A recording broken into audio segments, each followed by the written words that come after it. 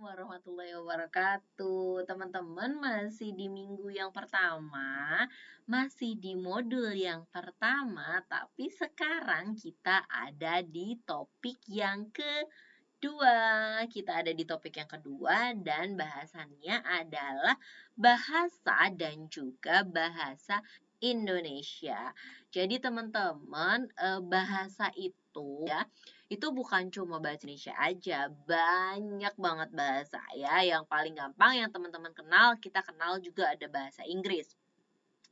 Kita kenal ada bahasa Jepang, kita kenal ada bahasa Perancis, kita kenal ada bahasa Jerman, kita kenal ada juga bahasa Arab gitu ya teman-teman.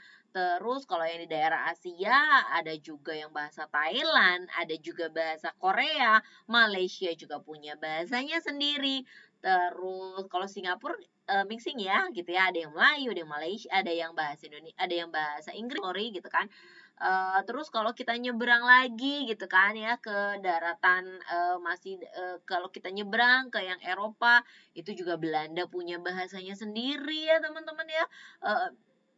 Belanda itu punya bahasanya sendiri gitu kan, beda sama kita gitu. Terus mungkin teman-teman ngerasa nggak sih, bertanya-tanya nggak sih sebenarnya terus dengan apa namanya banyaknya bahasa gitu ya. Bahasa itu sebenarnya apa dan bahasa itu sebenarnya seperti apa gitu ya. Teman-teman, bahasa itu gitu ya, bahasa yang kita pakai, bahasa yang kita pakai dari bayi gitu ya, ibaratnya bahasa yang kita pakai dari bayi, bahasa yang kita kenal itu sesungguhnya adalah sebuah sarana atau alat komunikasi. Bayangin deh teman-teman kalau misalnya nggak ada bahasa, gimana teman-teman misalnya lapar gitu ya, susah gitu kan. Bahkan ibarat kata ya teman-teman, begini pun itu adalah hasil dari sebuah bahasa, ya nggak sih? Ya kan? Kalau kita nggak di knowledge kita atau di pemikiran kita nggak tahu kalau ini adalah makan gitu ya, tanpa kita say something, tanpa kita mengeluarkan sesuatu kan kita nggak tahu. Jadi awalnya tuh benar-benar dari bahasa. Jadi teman-teman, bahasa tuh sangat penting banget ya, penting dan juga benar-benar sebagai alat komunikasi gitu ya, benar-benar sebagai alat komunikasi, dan bahasa itu banyak banget ragamnya itu ya. Bahasa itu sangat penting, bahasa itu juga sebagai sebuah alat untuk komunikasi. Jadi teman-teman tuh harus banget yang namanya mengetahui, memiliki bahasa yang bagus gitu ya. Ini akan sangat penting dalam pergaulan hidupnya teman-teman ya. Nah, terus kalau kita ke ini this one, sorry. Nah, bahasa yang dikenal sebagai bahasa komunikasi gitu ya, alat komunikasi gitu ya. Nah, terus si bahasa sendiri teman-teman, bahasa itu ada dua jenisnya. Ada bahasa yang verbal, ada juga yang bahasa non-verbal. Kalau bahasa verbal itu yang ungkapan nih, ucapan kata-kata, kayak saya sekarang bikin video mengungkapkan kata-kata gitu ya, teman-teman ngobrol sama temennya, teman-teman berbicara serius misalnya dengan ibunya, dengan bapaknya, itu adalah bahasa verbal. Nah, sedangkan kalau yang bahasa nonverbal itu biasanya identik gitu ya, atau kita biasa kenalnya contohnya adalah buat tulisan. Jadi kita bisa menulis. Nah, sekarang nulis itu banyak kali mediumnya gitu ya. Sosial media yang teman-teman pakai itu adalah sebuah bentuk juga bahasa nonverbal, karena kan sosial media itu awalnya dari berawal juga dari bahasa yang berbentuknya adalah tulisan gitu kan. Awalnya itu kan tulisan gitu ya. Kayak misalnya contoh gampangnya nih, kita kenal sosial media yang namanya Facebook gitu ya. Facebook itu awal tulisan teman-teman. Awalnya tulisan, terus berkembang menjadi sebuah bisa jadi upload video, sampai sekarang ada yang namanya Facebook Live gitu ya. Ada yang namanya Facebook Live. Nah, itu kan di dalam Facebook Live ini kan sama ya bentuk video kayak saya ini. Nah, itu kan berarti juga sebagai bentuk bahasa verbal. Jadi teman-teman, bahasa itu sangat-sangat penting gitu ya. Karena dimanapun seupdate apapun modernisasi kita gitu ya, itu sangat penting dan sangat-sangat diperlukan yang namanya bahasa. Nah, kita sekarang ke bahasa Indonesia. Bahasa Indonesia ini sebenarnya rumpunnya adalah dari bahasa Melayu, karena kita berada di benua Asia. benua sih yang masuk dalam Asia Tenggara gitu ya, masuk dalam Asia Tenggara. Nah, ini sejarahnya itu teman-teman berasal dari bahasa Melayu. Makanya teman-teman gak usah heran kalau kita masih bahasanya itu masih yang sama dengan Malaysia ya, yang paling sering, yang contoh terdekatnya itu deket banget sama Malaysia gitu ya.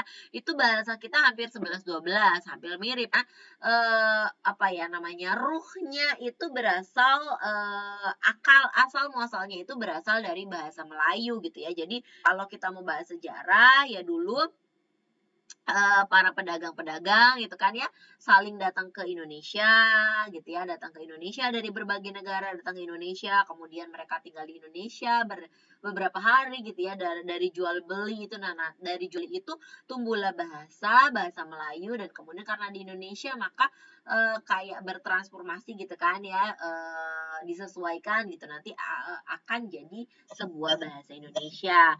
Nah, terus teman-teman, sebenarnya kapan sih bahasa Indonesia itu pertama kali diutarakan gitu ya? Teman-teman, bahasa Indonesia itu dipublish secara resmi pada acara yang namanya Sumpah Pemuda di 28 Oktober 1928. Jadi teman-teman, walaupun Indonesia itu belum merdeka, tapi Indonesia itu udah punya yang namanya bahasa Indonesia. Karena para pemuda gitu ya memproklamirkan, ada nih, kita tuh ada satu wilayah ya, kita tuh adalah sebuah wilayah dan kita punya bahasanya sendiri, yaitu bahasa Indonesia. Jadi bahasa Indonesia ini resmi, ibaratnya resmi diungkapkan, resmi berdiri lah ya, kalau misalnya bilang perusahaan gitu ya.